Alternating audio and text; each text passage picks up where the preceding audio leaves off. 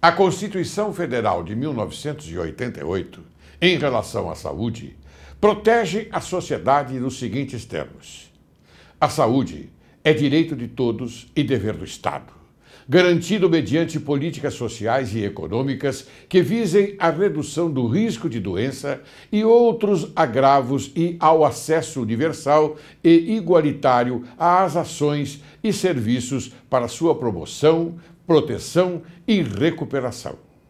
São de relevância pública as ações e serviços de saúde, cabendo ao poder público dispor, nos termos da lei, sobre sua regulamentação, fiscalização e controle, devendo sua execução ser feita diretamente ou através de terceiros e também por pessoa física ou jurídica de direito privado. A assistência à saúde é livre à iniciativa privada.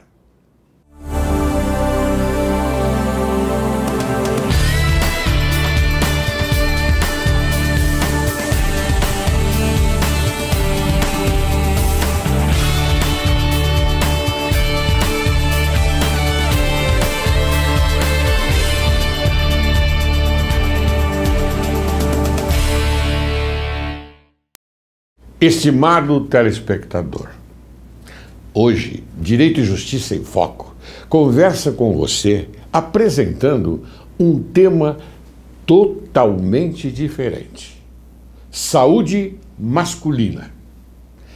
E quem vai falar sobre esse tema é o Dr. Sérgio Bisogni, graduado pela Faculdade de Medicina de Jundiaí, título de especialista em urologia pela Sociedade Brasileira de Urologia e Ministério da Educação e Cultura, doutor em ciência pelo Serviço de Urologia da Escola Paulista de Medicina da Unifesp, coordenador do Serviço de Urologia e da Residência Médica em Urologia do Hospital Municipal Mário Gatti, Campinas, professor associado de Investigação Científica e Ética Médica da Faculdade de Medicina São Leopoldo Mandic, Campinas, na qual também é membro do núcleo docente, estruturante e coordenador do Departamento de Cirurgia. Este é o pequeno currículo que nós estamos transmitindo para você, porque extraímos do grande currículo que ele apresenta. Como vai, doutor Sérgio? Tudo bem? Prazer enorme estar com você, com os telespectadores aqui hoje, e podemos esclarecer sobre esse assunto que for possível e interessante. Esperamos poder agradar a todos. Não, eu tenho certeza absoluta que há um interesse muito grande nesta informação, porque essa informação nós não temos a todo momento. Não é? E você trouxe aqui, doutor, para você poder falar à vontade sobre esse tema. Vamos lá. E eu vou começar com a seguinte pergunta: a saúde pública é direito de todos e dever do Estado? É uma garantia obrigatória do Estado? A saúde pública é uma garantia obrigatória do Estado e no Brasil tentamos, através do SUS, que tem um belíssimo programa, nem sempre é alcançado essa plenitude em sua prática, mas temos que investir para que ele atinja o maior número de pessoas possível e para que a Constituição seja garantida. E lutamos para que todos tenham acesso à saúde de maneira total. Você disse que é um belíssimo programa, muito bem. Agora, eu gostaria de saber se ele é eficiente. Ele é eficiente na medida que a amplitude... O Brasil é um país absurdamente em 200 milhões de habitantes. Então, você abarcar isso daí de um país totalmente heterogêneo, então você tem polos de especialidade, polos bastante intensos de medicina de ponta e locais totalmente precários. Sim. Então, eu acho que a gestão do SUS é que precisa ser aprimorada e os governos assumirem que precisam investir nesse sistema de saúde. Mas eu acho que é um programa, como teoria, é um belíssimo programa. Muito bem, ótimo. Isso o telespectador tem que saber, não é? Através dessa informação preciosa. Vou seguir agora adiante e perguntar a você se o serviço público de saúde abrange e integra atendimento com prioridade ao povo em geral. A ideia é que isso aconteça, que mais uma vez estou falando, em centros grandes você tem, falando popular, desculpando, 8 e 80. Você tem desde a medicina de ponta até a coisa básica que não acontece. Claro. Mas eu acho que a obrigação de todo mundo que lida com a medicina é forçar os governos atingir a plenitude do povo, porque todos têm direito à saúde, independente do seu grau de escolaridade, socioeconômico, etc. O atendimento gratuito, né? Sim, o atendimento gratuito por responsabilidade do Estado. Perfeito. Quem quer alguma coisa a mais, algum plus, seria o a mais, mas o Estado tem a obrigação de fornecer essa saúde a todos. É ótimo. Essa informação também é bastante preciosa. Bem, caro doutor Sérgio Bisogni, eu agora vou entrar diretamente no tema proposto, que é a saúde do homem. Aí você é especialista, porque você é o urologista, um dos mega urologistas que nós temos no Brasil. Eu posso dizer isso porque tenho essa informação. Não é? E fazemos o possível para cumprir nossa obrigação, que acho que é a meta de uma vida toda. Por isso que você está aqui no programa, para você poder passar essa informação preciosa. Pois não, bem, muito bem. A primeira pergunta. O que diferencia na prática a saúde do homem da saúde da mulher ou da criança? Essa pergunta é interessante no sentido que, desde pequeno, alguém leva a criança ao médico, seja mãe, seja avó, seja algum parente, é uma rotina isso, e basicamente na população em geral, sem restrição. Quando vai chegando a puberdade, o que acontece é que as meninas naturalmente vão ao ginecologista, obviamente nos locais que têm acesso, mas hoje é bastante abrangente isso. E os meninos, exceto se tiverem algum problema de saúde mais grave ou pontual, eles se esquecem do médico, eles simplesmente não vão mais ao médico porque a juventude tudo pode. Isso daí, o que diferencia é que depois de uma determinada idade eles não têm mais o costume de frequentar o médico. Eles acham que vão ter saúde a vida inteira e só esperam chegar as doenças de fato para ele correr atrás disso. Então qual a ideia que se vende hoje no mundo? É que a partir de uma determinada idade, o homem tem que procurar espontaneamente o médico para cuidar de si e, com isso, evitar problemas graves no futuro. Mas eu gostaria que você acrescentasse a seguinte preocupação. É uma questão cultural isso? Com certeza, é uma questão cultural. Na verdade, ainda temos resquícios com todas as atividades feministas do mundo do patriarcalismo, né? Certo. Ou seja, é uma sociedade patriarcal praticamente ocidental e oriental. E o homem sempre se caracterizou como forte da família, o que não é o inatingível em todas as situações. E a gente sabe que muitas vezes ele é a parte mais frágil, né? É verdade. Mas na cabeça dele ele procura, só vai em última instância. E isso é o que diferencia da mulher. Quer dizer, então, talvez ela seja bem mais inteligente que os homens não se precaver antes. Quer dizer que nós temos que dar uma flexibilidade nesse machismo e pedir, então, que as crianças, o adolescente, comece a frequentar o consultório médico desde o momento certo. Qual seria esse momento? Na verdade, a partir do momento que essa criança convive com o pai, a figura do pai indo ao médico, uma coisa natural, fazendo uma prevenção anual, naturalmente ele vai se encaminhar para isso. O que nós tínhamos até então? O pai não ia ao médico, esperava cair de cama para poder procurar o médico. Então hoje a coisa está se mudando devagarinho, mas vai caminhando. Muito bem. Agora vamos falar da saúde masculina dos jovens, propriamente dito. Eu gostaria que você contasse um pouco sobre a infertilidade, sua definição, caracterização e como se faz a avaliação do homem. O que acontece é o seguinte, o jovem geralmente é saudável, né? A grande maioria, graças a Deus, a natureza é sábia, e ele só vai, quando jovem, ele procura um médico, estou falando do rapaz, o homem, por problemas ou de estar tendo dificuldade para engravidar, ou ele já é casado, o casal jovem tem um número de filhos e depois ele quer restringir esse número, fazer o planejamento familiar. Então a infertilidade, o que é infertilidade? É um casal jovem que depois de 1 ano sem nenhum método anticoncepcional não consegue engravidar, tendo vida sexual normal, etc. e tal. Então esse jovem começa a angustiar e até muito recentemente, até a década de 50, 60, tudo era culpa da mulher. Mas há um número considerável nesse sentido? Sim. Então, isso que antes era sempre a mulher. De 1950 para cá nós consideramos que 30% das causas de infertilidade são masculinas. E se você somar o homem com algum grau de infertilidade mais a mulher com alguma alteração, isso vai para perto de 50% das causas são masculinas. Nossa. E até então a coitada da mulher é que levava a culpa, não conseguia ter filho homem. Quantos reinados não rolaram sobre isso? É verdade. Isso em épocas passadas era importantíssimo, isso dos reinados. O monarca jamais tinha problemas. Não, teria que ser um filho homem, para poder prosseguir, não é, naquela, isso na monarquia, não é?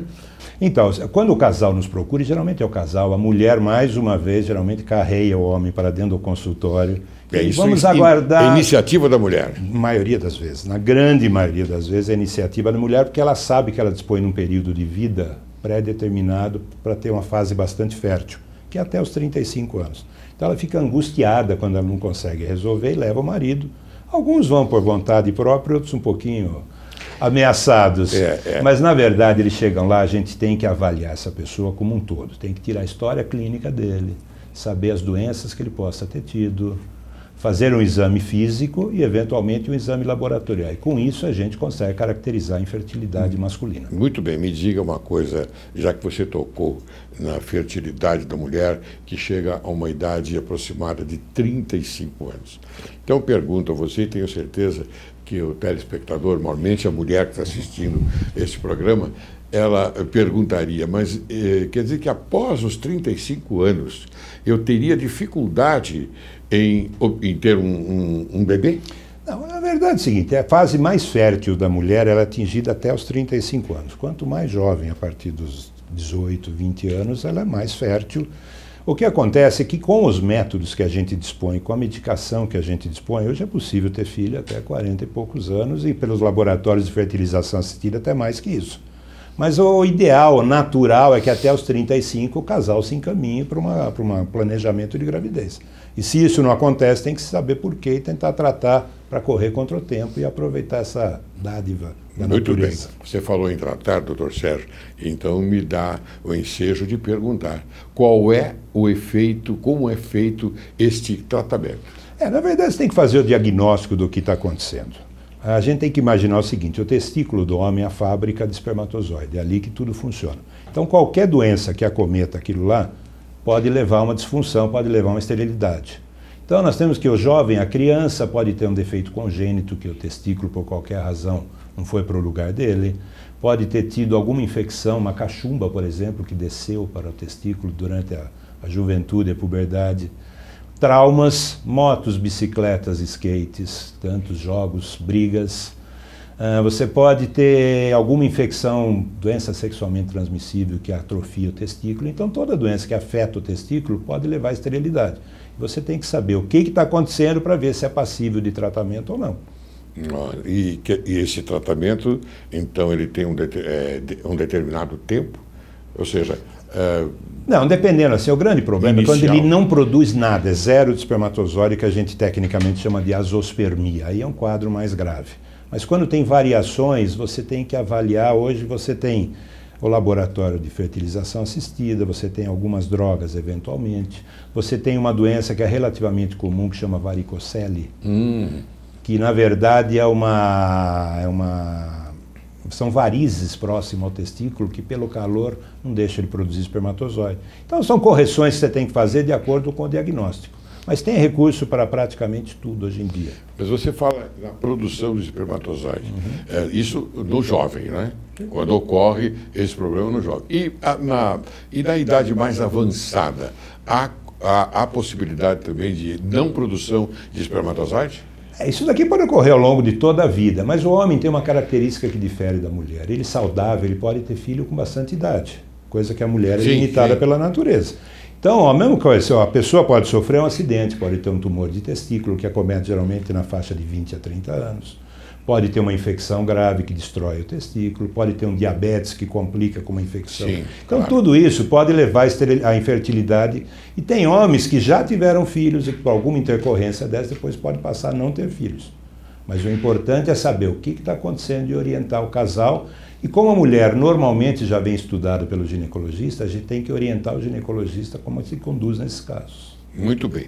Você tocou num assunto importante, que é o laboratório de fertilização.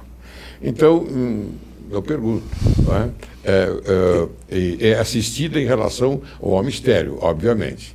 Mas como é que se desenvolve isso? Esse é um dado relativamente novo quando você compara a humanidade. Quer dizer, isso é da década de 90, 80, 90 para cá.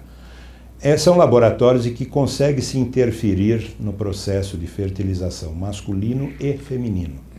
Então, são procedimentos e quando a pessoa não tem espermatozoide, até a década de 80, ele estava fadado a não ter filhos. A partir disso, a medicina foi se desenvolvendo de uma tal maneira que hoje você é capaz de, através de um pequeno corte, captar espermatozoide com um microscópio e colocar dentro do óvulo. Esse óvulo se desenvolve numa placa em 2, 3 dias, depois coloca-se no útero da mulher outra vez. Então isso abriu uma perspectiva enorme para se conseguir filhos em casais que 30, 40 anos atrás era inimaginável. Nossa, a ciência está muito avançada. Agora, o que a gente se preocupa é que isso seja estendido para toda a população. Claro. Hoje é um procedimento caro e elitista. Algumas universidades, a Unifesp, a Unicamp em Campinas, a USP, eles têm laboratórios, mas com filas enormes. A ideia é que isso seja expandido para uma população maior. Bom, você disse que o problema é caro, é um tratamento caro, não é?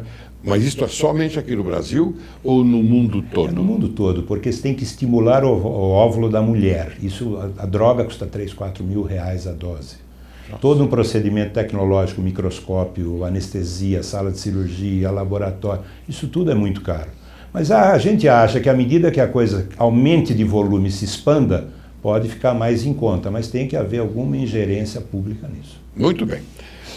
Eu queria então que você explicasse ao caríssimo telespectador o que é a vasectomia. Nós ouvimos falar vasectomia, mas nós não temos uma conscientização de como se processa. Então, qual a indicação e quem pode legalmente ser submetido a esse procedimento no Brasil?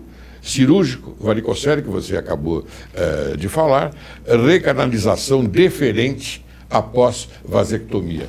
Como é que se dá esse processo? Você vê que a vida do médico é ingrata, né? Você tenta criar um filho ou fazer o casal ter filhos, de repente o casal não mais quer ter filho e você vai fazer a ligadura de um canal para que o espermatozoide não mais saia da pessoa e possa engravidar outra. Então a vasectomia é exatamente isso.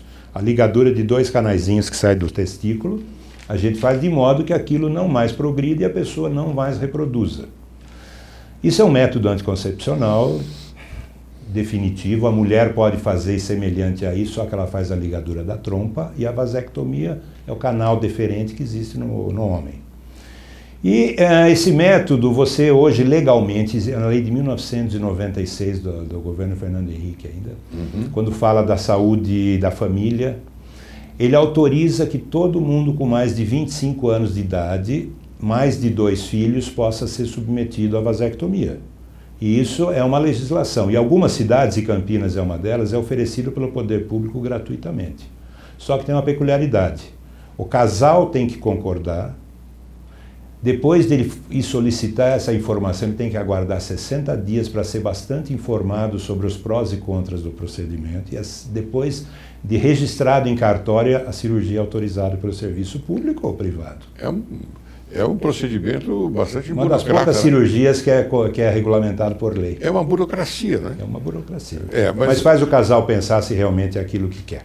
Mas hoje em dia, com esta proliferação, me perdoe, não quero entrar no setor político, absolutamente, mas com a proliferação dessas bolsas famílias que estão aí a proliferar, não é? O casal tem um incentivo para produzir mais filhos, porque sabe que vai ter um rendimento maior.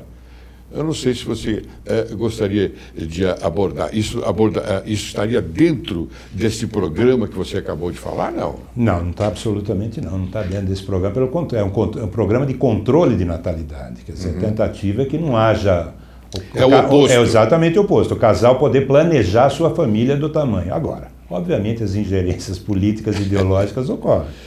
E se todo o povo fosse culto, ou fosse informado o suficiente sobre o aspecto, o Bolsa Família seria um dado a mais. O problema é quando isso é manipulado, deixa-se esse povo sem esse devido conhecimento e para que a coisa se multiplique em termos de família por problemas ideológicos e políticos.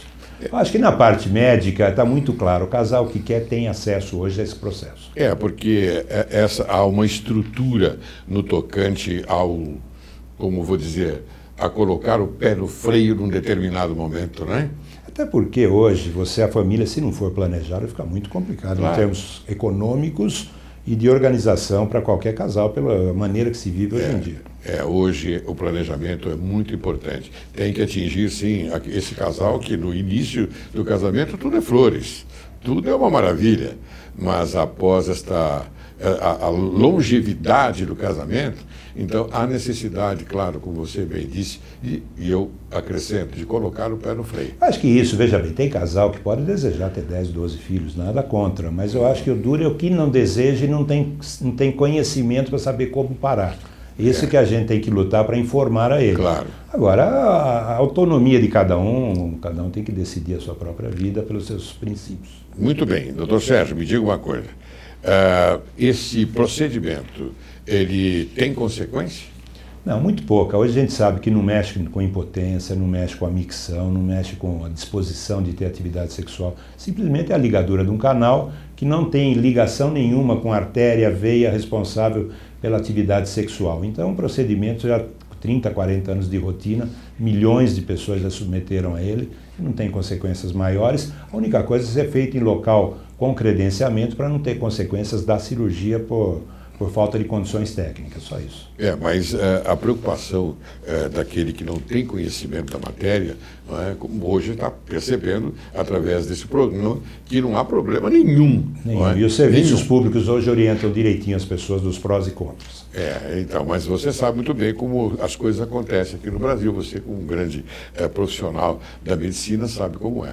Bem, eu vou agora chamar o intervalo, mas antes de chamar o intervalo, eu vou fazer uma pergunta em relação a este tema que você está tratando agora, na questão que nós estamos seguindo aí sobre esta explicação.